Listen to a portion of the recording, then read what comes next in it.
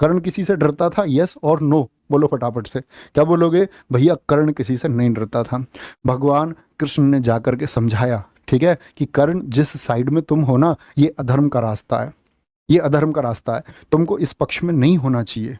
लेकिन कहते हैं कि यहाँ कर्ण से स्टूडेंट को ये सीखना चाहिए कि कितना जो तुमने चुनाव किया है, जो कुछ है, जो कुछ तुमको चुकाना है, जो कर्ज तुम्हारे ऊपर है, उन कर्ज के लिए तुम उन कर्ज को चुकाने के लिए, चाहे वो माँ का हो, बाप का हो, दोस्त का हो, या किसी भी रिश्ते का वो कर्ज हो जो तुमको चुकाना है, वहां पर स्टूडेंट लाइफ में आपको कर्ण से सीखना चाहिए। ठीक है, क्या बोलोगे? कर्ण को भैया डर नहीं है। जब भगवान श्री कृष्ण ने सब कुछ समझा दिया कि तुम इन्हीं के भाई हो, तब भी कर्ण मतलब मानने को तैयार नहीं। तब कर्ण की कुछ लाइन है बच्चे, और अपने जीवन में तुम एक बात याद रख लेना, अगर तुमने सोचा है कि तुम कॉम्पिटिटिव एग्जाम पास करोगे, कि कॉम्पिटिटिव एग्जाम तुमको पास करना है, तो तुमको उस हौसले से डिगना नहीं है।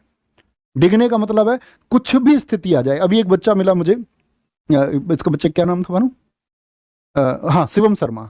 एक बच्चा मिला हमारे यहाँ पड़ोसी गांव का, अभी सुनो, उसने बताया एसएससी जीडी में उसका बच्चे का स्कोर लगभग 140 के आसपास है। तो उस बच्चे का ये कहना है कि जी जिस दिन मेरा जीडी का पेपर है, उस जीडी पेपर से 2 दिन पहले माताजी का देहांत हो गया। आप समझ सकते हो ये स्थिति। बोला जी पिछला जीडी भी देना था, तो पिछले जीडी में भी मम्मी हॉस्पिटल में थी, तो मम्मी ने इस बार ये मुझसे बोला था कि तुमको तुम्हारी नौकरी पहले भी लग जाती और इस बार तुमको नौकरी लगना है। कह रहा कि भैया मम्मी एक्सपायर हुई है 2 दिन पहले, मैं पेपर देने गया हूँ। और कह रहा कि ये स्थिति है, मम्मी हमारी एक्सपायर हो गई। और कह रहे कि जो हमारे परिवार के लोग थे ना, जो हमारे चाचा जी थे जिनके बेटे की भी सरकारी नौकरी, जिनके लिए हमारी माता जी ने सब कुछ किया, आज खाना तक नहीं दे रहे हैं, और खाना हमको खुद बनाना पड़ता है।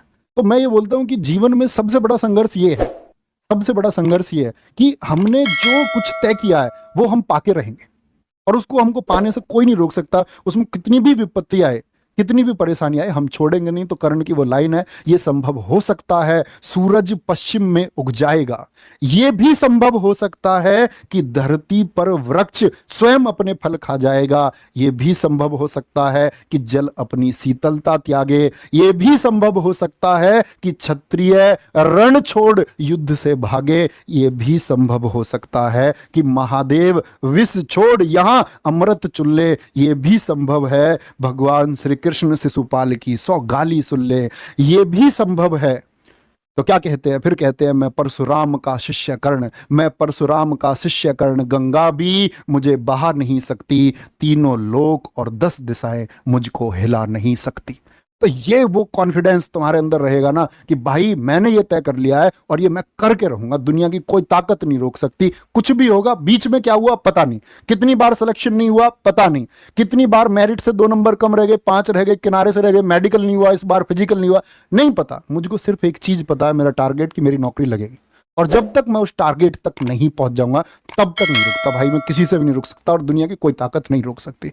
ये वो चीज तुम्हारे अंदर जब आ जाएगी ना, तो बच्चे कोई नहीं रोक पाएगा।